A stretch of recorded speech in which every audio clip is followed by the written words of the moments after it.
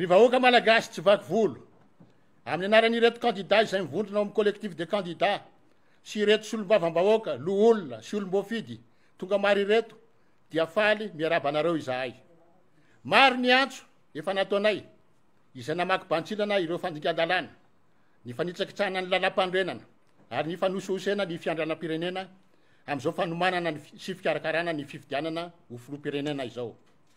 Teo ihany koa ny antso maro fa misy fitanilana eo amin'ny fampiarana ny lalàna eo amin'ny candidat ireto sy ny candidat filoha nametram-pialana ary misy osoka isan-karazany eo amin'ny lisy-pifidianana. Nanao antso ihany koa izahay momba ny didy izay navoaka ny fitsarana momba lalam-pandrenana fa tokony tsy ho afaka milatsaka ho fidiana ho filoha ireo izay mizaka zo-pirenena vahiny ary tsy manana ny zo-pirenena malagasy intsony. Maro ny fialanenina nataonay sy ireo antso mitaky ny fifampiresahana eo amin'ny samy malagasy mba hitadiavana vahaolana ampilaminana momba ny fanomanana ny fifidianana sy tadiavana vahaolana maharitra. Ny nanam-pitsofina tamin'ireny antso maro ireny ny mpitondra ary nanohy hatrany ny fitongilanana na dia hita tsotro zao aza izany fa mandika ny lalam-pandrenana sy ireo lalàna manan-kery eto amin'ny tany sy ny fanjakana. Noho ireo rehetra ireo dia tonga ny fotoana anehotsika firaisankina, fahasahiana ary fijoroana amin'ny marina mba ahafahana mamerina indray ny tany-tandalàna sy ny fanajana ny demokrasia. Ireto izahay collectif de candidat sy olom-bavam-bahoaka lo olona sy olom-boafidy vonina sy say mijoro hiaro ny tombontsoan'ny malagasy tsy akanavaka indrindra ireo vahoaka tratra ny tsindry azo lena tsy anasa ny mpiasa-panjakana ny tantsaha ireo mpiasa sy mpandraraha tsy miankina sy ny mpianatra koa manao antso avo amin'ny vahoaka malagasy rehetra tsy akanavaka irahina ho say ary hijoro ka hiaraka aneo ny sy hitaky ny fanajana ny fahamarinana ny fampanjakana ny tany tandalàna eo amin'ny fampiarana mitovy sy tsy mitanila ny lalàna velona tsy anaiky ny fanitsakitsana ny lalam-pandrenana. Miantso anareo miaramila, miantso anareo syndika, miantso anareo fikambanana isan-karazany, ianareo mpanao politika fa indrindraindrindra miantso anareo olo-pirenena malagasy tsy akanavaka vonina sy say hitsinjo any Madagasikara. Noho izany dia miantso antsika rehetra hiaraka isika ho eny amin'ny kianjan'ny 13 Mai manomboka amin'ny alatsinainy zao amin'ny 10 maraina ka ho ataontsika mpahendrena izany fitakiana izany mba horen-danitra fa ny vahoaka malagasy dia mahay mitaky ampilaminana ary efa leo ny fanjakany tsy maty manota ka tsy anaiky lembenana intsony. Mamela ny fivoriana sy ny filaharana an-dalambe ampilaminana ny article 21 ny pacte international na fifanekena iraisam-pirenena mahakasika ny zon'olon-tsotra sy ny zo politika nosoniavina ny 23 mars 1970 sy 1970 no amafisiny ary no nampirisian'ny communauté internationale izany ny 19 septembre teo tamin'ny nilazany fa mankato sy manaiky ny fahafahana tsy azo ivalozana manao fivoriana sy mandeha ampilaminana eny an-dalabe ry zareo ary mbola namafisiny ny solotenan'ny Nations-Unies zany tamin'ny fandalovany farany teo. Manao antso avo ihany koa izahay fa fitakina ampilaminana io ary tsy ekena ny fampiroroana, ny fampiasan-kery, ny herisetra amin'ny malagasy, ny famotehana fananan'olona sy fampielezana tsao sy vaovao tsy marina. Sahy mijoro sy mirahina fa ny tompontso-pirenena ny hoaviny sy ny hoavinao sy ny taranakao no iarahantsika arovana izao. Ombantsika mandrakariva Andriamanitra.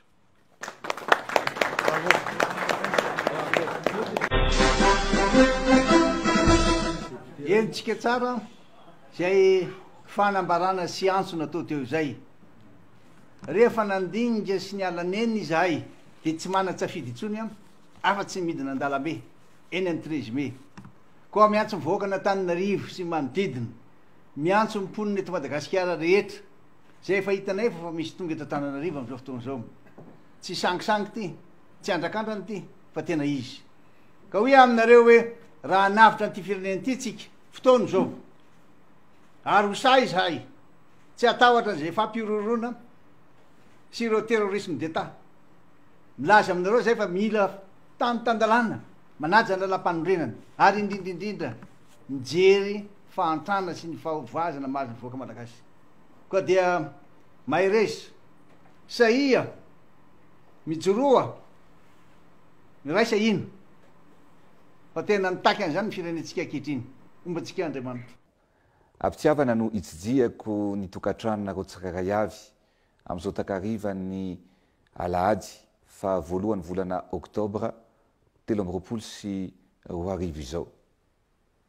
Betsaka aminareo no manaraka izao lahateny sy tafatafa dinidinika izay atao zao satria maro aminareo no niandry izao fanehoan-kevitra izay ataoko izao. Marina fa betsaka ireo fiantsina izay natao tsy namaly isika, no rabirabiana isika, no siosena isika, namanimanina isika. Tao anatin'izany rehetra zany dia nandefitra sy nangina nefa isika. Nandalatrano ny fahendrena sy ny sotoavina mamalagasy satria zany malagasy atsika. Fa kosa misy ny fotoana nandeferana, misy ny fotoana nanginana ary ankehitriny dia misy ny fotoana itenenana. Rehefa fanakorontanana ny firenena mantsy sy fikasana tombotsoa ho an'olombitsy ary indrindra rehefa fanososena ny tombotsoa ambony ny firenena dia tsy maintsy mijoro aho, tsy maintsy miteny aho ary tsy maintsy aneho ny hevitro aho. Satria ny antony dia tsy ilaina tsony ny fambolena krizy atao eto amin'ny firenena. Tsara ihany mampatsiahy ny tantaram-pirenena satria nanomboka tamin'ny taona 2017 dia nisy ny krizy politika teto amin'ny firenena. Tao anatin'izany no nahamay ny lapan'ny tanàna n'Antananarivo. 40 taona ty aoriantsika vao zabe ny tanàna, vao nanarina indray ny lavenina ary namerina indray an'izany lapan'ny tanàna zany. Nandalo ny krizy roso roa arivo ary eo indrindra no tiako velabelarina kely na dia nisy krizy ihany koa tamin'ny taona 7 aza, fa tamin'ny taona roso roa arivo dia namotika tanteraka ny firenena ny krizy zay nisy teto amintsika satria dia tao aorianan'ny krizy roso roa arivo dia nidina 12,4 isanjato ny tany arikarenana ny taux de croissance teto amin'ny firenena ary indrindrindrindra ny tany fahantrana raha 7,20 isanjato talohan'ny taona sy roa arivo dia lasa 20 isanjato izany.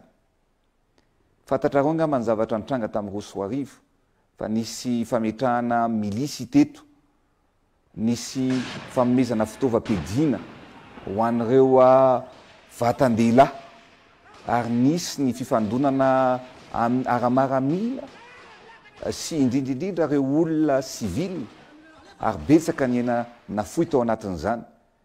Nisy mifampitehana sy nompotehana ny fododrafitrasa maro toy ny pont Fatita, ny barazy zay napetraka tao Brickaville ary indrindrindrindra ireo zavatra rehetra nateraka izany krizy zany. Zany zavatra zany no tsy kehitsika intsony iverina sy volena indray tao amin'ny firenena. Ny zavatra misy ankehitriny dia fambolena krizy ary zay indrindra no zavatra tiako fampizaraina aminareo eto ankehitriny satria raha tamin'ny taona 7 isika niditra tamin'ny teteza mita zay mifandraika amin'ny zavatra mipetraka ahafahana misy ny fifanovana ara-demokratika ny natao tamin'izany satria dia rehefa nisy ny krizy dia nametraka isika ny hoe aleo ovana ny lalam-panorenana. Tao anatin'izany fanovana lalam-panorenana zany dia nandray anjara atao daholy ny antoko politika ny ankamaroany mpanao politika izay pisehatra ankehitriny. Ary rehefa nanovana lalam-panorenana isika dia zavatra maro no novaina tao anatin'izany. Voalohany indrindra dia ny hoe mba ametraka ny CENI, zany hoe ametraka entité ray manokana hikarakara ny fifidianana eto amin'ny firenena. Reo mpanao politika ankehitriny ireo no niaraka nidinika sy nametraka an'izany. nametraka ihany koa tsika hoe ny filoam-pireneny izay milatsaka hovidiana dia tokony mametra-pelana 2 volana alohan'ny fifidianana. Isika ny firenena voalohany maneran-tany nametraka an'izany lalàna zany ary rehefa mifanarahana zany dia nitanterahana. Zay no anajako ny lalam-panorenana rehefa nilatsaka hovidiana aho dia nametraka felana mba hahafahantsika miatrika ny fividianana mba hisy ny fifandanjana eo amin'ny samy kandida.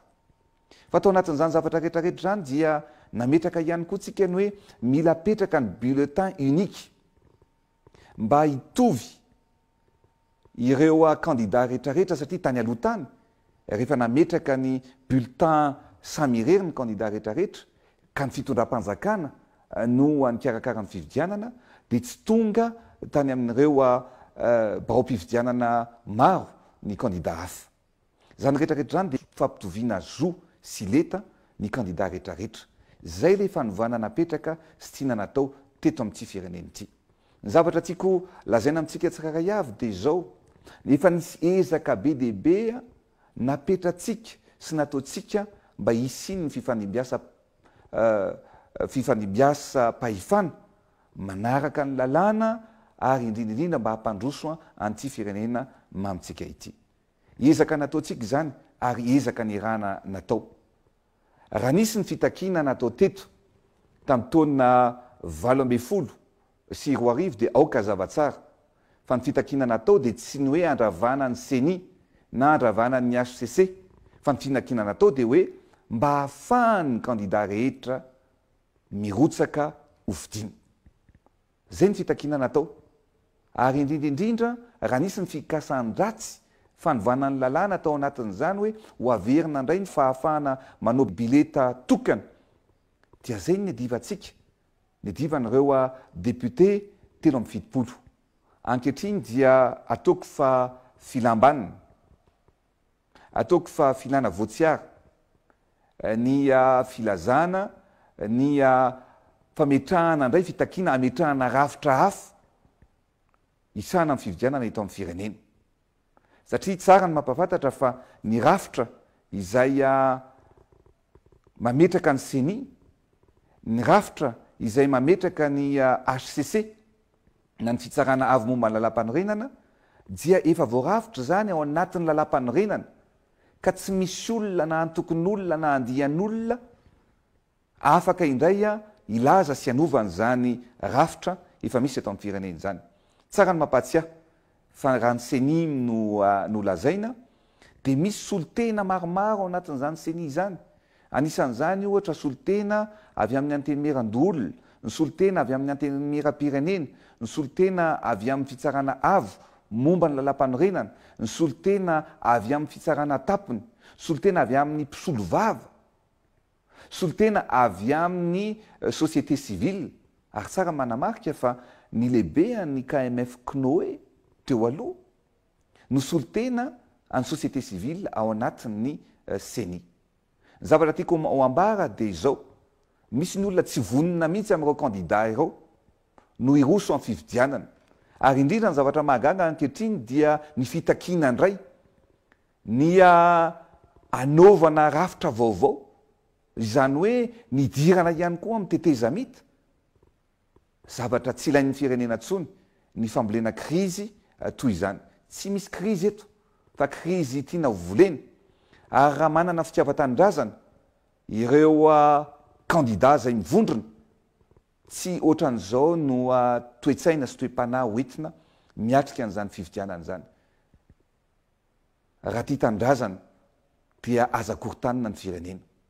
Efa voarafitry ny lalàna fa isaky ny 5 taona isika no vahoaka no misafidy sy ny tompo-tsafidy hisafidy ny olona zay tia ny tatana ny firenena mandritra ny 5 taona manaraka. Ka eto dia aleo ny vahoaka aneo ny safidiny izay tiany hitatana ny firenena fa tsy olona 10 na 12 no androbaka na anakana amin'ny fahefan'ny vahoaka izay ireriany maso mandidy ao anatin'ny fividianana zay hitondra an'ity firenena ity. Zay ny zavatra lazaiko hoe ny fampiraisana ny malagasy no tokony ho atao fa tsy mifampizarazarana. samy manana ny pomba azy ny mpanao politika fa raha ny pomba manokana aloha dia inoko fa betsaka lavitra ary maro anisy manerana ny nosy fa zay koa no zavatra lazaiko hoe aza tosika re any amin'ny fahasirenana satria tsy resy akory zay mangina ary aza tosika any amin'ny fahasirenana ny pomba ny ara-dalàna ny pomba ary eto a dia misaotra manokana aloha ny folo alida ny folo alida dia natao hiaro ny fiandrianam-pireneny hiaro any koa ny ara-dalàna sy ny lalàna velona misy eto amin'ny firenena noho izany dia tsy ekeko mihitsy ny fampizarazarana ny malagasy misy fetrany ny fahafahana maneho hevitra izany zavatra rehetrarehetra zany dia voarakitra ao anatin'ny lalàna iraisam-pirenena momba ny zoan'olombelona vakiko amin'ny teny frantsay izany ary azavaiko amintsika amin'ny teny malagasy ny limite ny liberté d'expression dia voalaza l'incitation à la discrimination, l'incitation à la haine, l'incitation à la violence ou à la ségrégation à l'égard d'autrui, la diffusion d'idées fondées sur la supériorité ou la haine raciale. Tandindoza tokoa ny firenena ankehitriny satria ny olobe hilatsaka hovidiny no manososo izany lalàna fototra iraisam-pirenena momba ny zolombelona izany. Ny antony dia satria ninona voalaza mazava tsara fa tsy azo atao ary voararany lalàna ary fotana mafaty ny famporisihana amin'ny fanavakavahana. Voararany lalàna ary tsy azo atao ny famporisihana amin'ny fankalana. Voararany lalàna ary tsy azo atao ny famporisihana amin'ny herisetra. Voararany lalàna ary tsy azo atao ny famparitahana hevitra ny fototra amin'ny resaka ara-poko ary melohako izany. Zay zavatra atao ankehitriny aza asiana resaka loko, aza asiana resaka foko fa mamao fady ny zavatra atao eto amin'ny firenena ankehitriny. Zay ny teneniko hoe tsy misy afaka anafaka ny olona anankiray ny fitiavan-tanindrazana. Aza asiana resaka foko, aza asiana resaka fiaviana.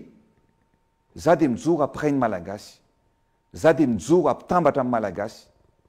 Raha fankalana no voiziny, raha fanariatsiana no vetesina, ny dia ny fitiavana no hoetiko. Fitiavan-tanindrazana, fitiavana ny vahoaka malagasy ary fitiavana nyty Madagasikara ity.